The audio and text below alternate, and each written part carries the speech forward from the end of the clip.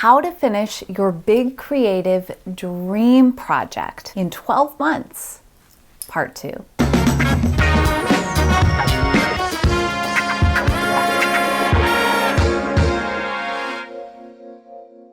Is there a creative dream project living inside of you right now that is not only begging to get out, but to actually come into completion? My guess is that the answer is a resounding yes. If so, amazing job showing up right here, right now. My name is Jenny Velarde. I'm a psychotherapist, and just as importantly, I'm an artist. In this 3-part video series, you are getting the 9 doable steps that if you fully take them on, you can get your project or a solid working draft of your project past the finish line by this time next year. Now, if you haven't watched part 1, pause here and watch that episode for steps 1, 2, and 3. That's imperative. If you've already watched part 1, great. Grab those notes and the guide that I made for you. And a reminder, you can snag that really quick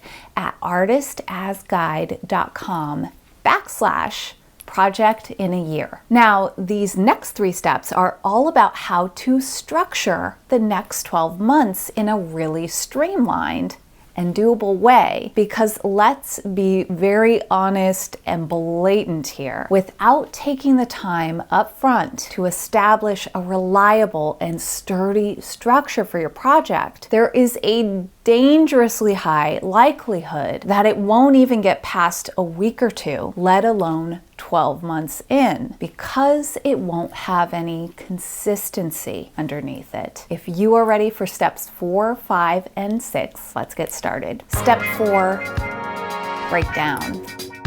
Okay, so by this point, you've tantrumed, you've pinpointed, and you've let your project bubble. Fantastic. It's the material that has actually come from the bubbling process that we will be using today for this step, the breakdown. With this step, we are really identifying the process, the actual nitty-gritty, the to-do tasks that will bring your project to life, one piece at a time. Now, for this, I need you to have a space to write things down. Maybe you want to do it electronically, but I like to use a notebook. I start a fresh one for each project I do because it's something tangible that I can return to over and over again throughout the course of the year. In fact, here is my actual notebook for the project that I'm working on this year. To start your breakdown on a page, or maybe 2 or 3, I want you to consider your project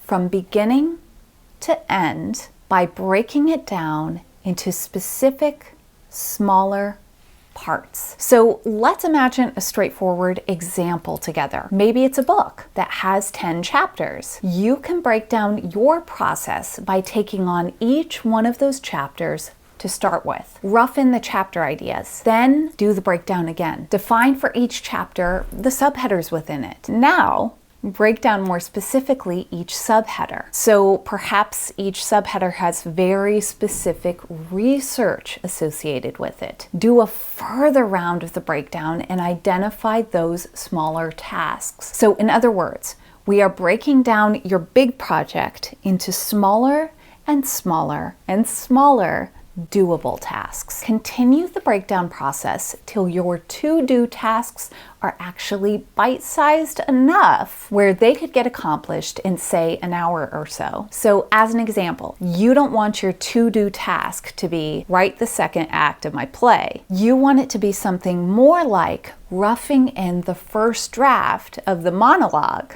that opens up the second act of your play. So monologue, first draft. Then maybe a different task could be do a revised draft of that same monologue, second draft. Hopefully you've got this concept, but if you want even more detailed, specific help with this, check out the link for the Procrastination System below, where we take a really deep dive into not only this concept, but we fully unlock how to transform chronic procrastination into consistent, creative progress.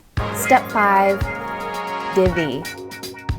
Now that you've broken down your to-do tasks, you will want to divvy them out over the next 12 months. But before we actually specifically schedule them into a calendar, I want you to just think about 12 parts represented by each month, almost as if you were divvying up or dividing your broken down tasks into 12 different piles. So a great way to do this is in your notebook, give yourself 12 separate pages and start to spread out your broken down tasks as evenly and thoughtfully as possible into these 12 sections. Now, in a moment, we will actually be translating this onto a calendar. So if there are months that you know may have less available time in them, perhaps due to vacations or holidays or some type of event, plan accordingly and divvy less tasks to that section. Step 6, schedule. Now, this part is vital. In fact, all the work that you've done in your first 5 steps really won't lead to anything unless you do this step. Schedule in time to work. Put it in your calendar now. Take a calendar for the next 12 months and find your open times to work. Now, if they change every week or every month, totally fine, but at least get that time penciled in to that week somewhere, even if you have to change it later. Now, I made an entire video dedicated to this step to help in both defining and scheduling your working sessions, what I call creative burst sessions. This is a great one to watch, especially if you feel like finding time for your project feels really challenging or maybe even impossible based on how busy your life is. I'm putting a link to that video below for you. So to get a sense of scheduling, I personally allot 3 working sessions a week to my creative project. Again, take the time to go through your weekly calendar and rough in when your working sessions can be. Don't skip this step, because if you don't schedule it in now, even if you have to change it later, likely